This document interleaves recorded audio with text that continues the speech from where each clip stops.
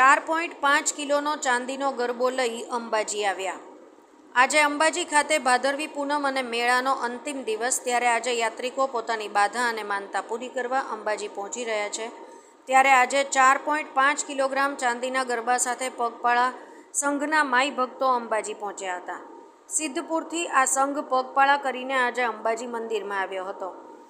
ગરબા લઈને માનો જયઘોષ સાથે માતાજીના દર્શન કર્યા હતા। 41 વર્ષથી અવિરતપણે ભાદરવી પૂનમમાં આ સંઘ આવે છે, ત્યારે આ વર્ષે માતાજીની માનતા માગી હતી, જે પૂર્ણ થતાં ગરબા લઈને સિદ્ધપુરથી અમારો સંઘ આવી માતાજીનો આશીર્વાદ મેળવ્યો હતો।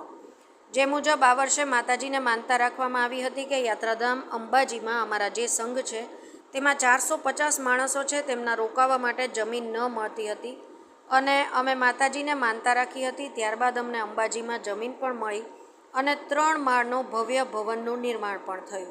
ત્યારબાદ આ વર્ષે અમે આજે માતાજીનો ગરબો લઈને માનતા પૂર્ણ કરવા માતાજીના આશીર્વાદ લેવા આવ્યા છીએ અને મા અંબાએ આશીર્વાદ આપ્યા છે। અંબાજી સંજીવ રાજપૂત। મારું નામ પટેલ દિનેશભાઈ મગનલાલ। અમે સિદ્ધપુરથી સંઘ લઈને છેલ્લા 41 વર્ષથી આવીએ છીએ।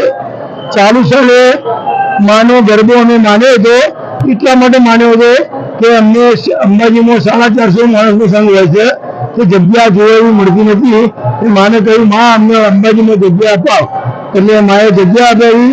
અમે 3 માળનું સુંદર ભવન બનાવ્યું અને એમાં પહેલી વાર માતાજીનો ગરબો 4.5 કિલો બોલ્યા હતા, એને લઈને આવ્યા અને શુદ્ધ ચોરી અમારી સંખ્યા 450 કાયમી હોય છે, લગભગ 109।